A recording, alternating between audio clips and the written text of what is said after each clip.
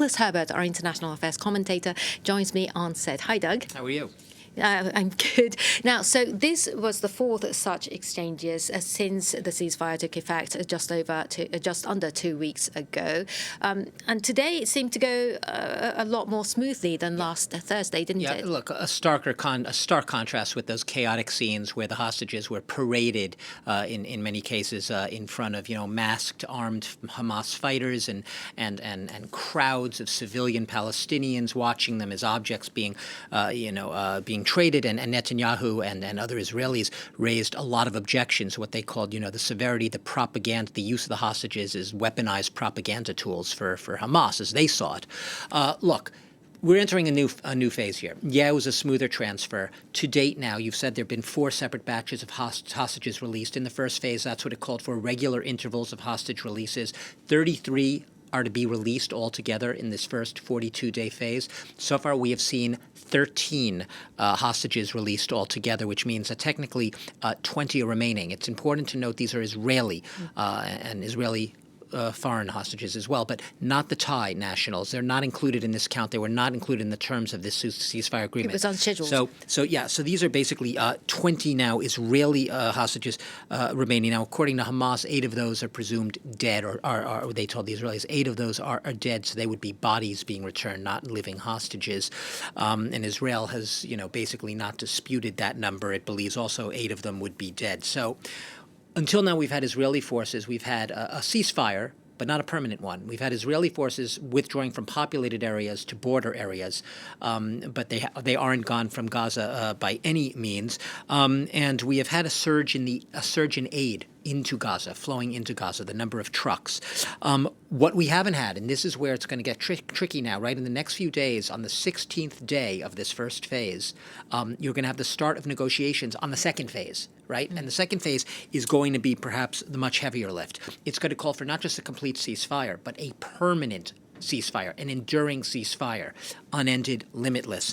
And it's also going to call for all of the remaining living hostages to be returned, as well as, and here's where you could say it gets really tricky, the complete withdrawal of Israeli forces, remaining ones, from Gaza, right? They will have withdrawn from the Philadelphia corridor in the south, but the Netzarim corridor is the one from which they've already withdrawn, but they'd have to withdraw from everywhere back into Israel. So a lot of tricky steps ahead. I will note that early in the negotiations, remember, Joe Biden put this deal late last May, began negotiating it, and originally had called for, or at least Hamas would have wanted all the hostages released in one fell swoop, in one stage, in return for, up to 1,900 Palestinian prisoners, all at once, one phase. The reports are, and those Netanyahu's detractors say the reason we're seeing it spread out over 3 phases is that Netanyahu himself pressed for this phased solution because he knew that the longer you drew it out, the longer he could remain in power. Remember, this is what his critics would say of Netanyahu. He obviously is going to vehemently deny that was any such plan. But in other words, the longer he remains in power, the more time until he has to so-called, in quotes, face the music, whether it's, his judicial trials or also investigations over what many Israelis consider his signal failings for on October 7, 2023, letting this happen in a sense and letting his guard down. So delaying that process of having to reckon with a lot of criticism about his handling of October 7th and also affairs well beyond in his government in general. Now, turning our eyes back to Gaza, we've seen thousands of displaced Gazans being allowed to return to the Strip.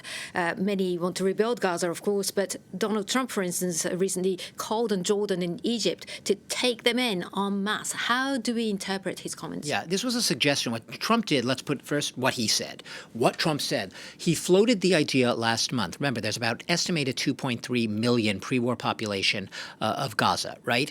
Most of them are largely homeless right now. Hundreds of thousands, perhaps upwards of 2 million, 95% of the population homeless, left without homes because they were destroyed, displaced, uprooted, all of that.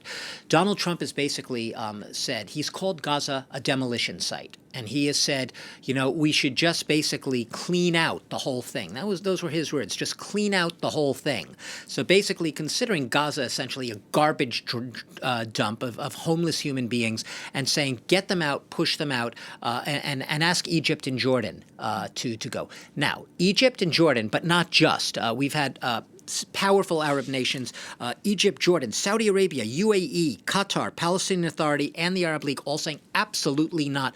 This is where they live. This is where they're staying. If they were to leave, it would put peace and stability and the hopes of coexistence and a two-state solution at risk. We are not taking any Palestinians, Mr. Trump. Now, he's holding by the plan, but we'll see what happens going ahead. He's gotten a lot of pushback in the region, not just pushback, outright rejection from the countries he wants to take in Palestinians, saying that is not going to happen. So watch this space. Of course, rejection from the Palestinian people. And the Palestinian Authority, of course, the Palestinians themselves. They're saying, we are staying here. This is our home, our land. This is where we are.